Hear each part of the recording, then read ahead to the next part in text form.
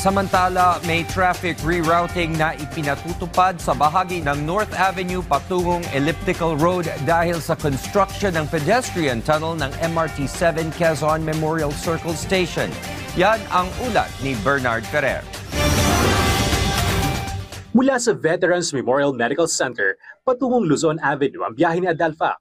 Pero dahil sa konstruksyon ng MRT-7 sa bahagi ng North Avenue, mapipilitan siyang magbago ng ruta.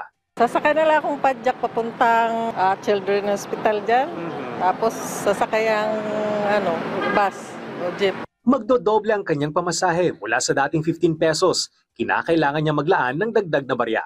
Hindi rin muna magagamit ni James ang bike lane patawid ng North Avenue. Punsod ang inilagay na concrete barrier sa lugar.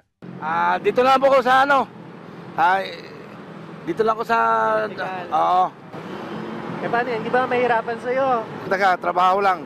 Agad namang naglatag ng alternatibong ruta ang Department of Transportation at Quezon City LGU. Para sa mga motoristang manggagaling sa North Avenue, maaring kumanan sa Senator Miriam Defensor Santiago Avenue at pagkatapos ay kumaliwa sa Quezon Avenue patungong Elliptical Road. Bukas pa rin sa daloy ng trapiko ang lane ng North Avenue na sakop ng Ninoy Aquino Parks and Wildlife Center habang nananatiling madadaanan ang kabilang lane mula Elliptical Road papuntang VMMC. Nag-deploy ng mga traffic enforcer ang Quezon City LGU upang umalalay sa mga motorista, partikular sa mga kanto ng North Avenue, Mindanao Avenue, Senator Miriam Defensor Santiago Avenue at Quezon Avenue.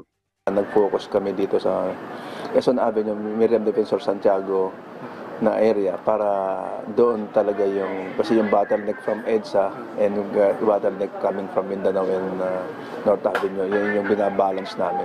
Payo ng mga otoridad, planuhin ang biyahe ng mas maaga upang maiwasan ang abala. Ang pansamantalang pag-asara ng bahagi ng North Avenue patungo sa Elliptical Road ay tatagal hanggang November 30, 2025.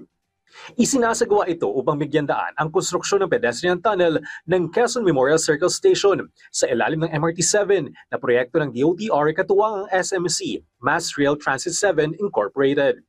Bernard Ferrer para sa Pambansang TV sa Bagong Pilipinas.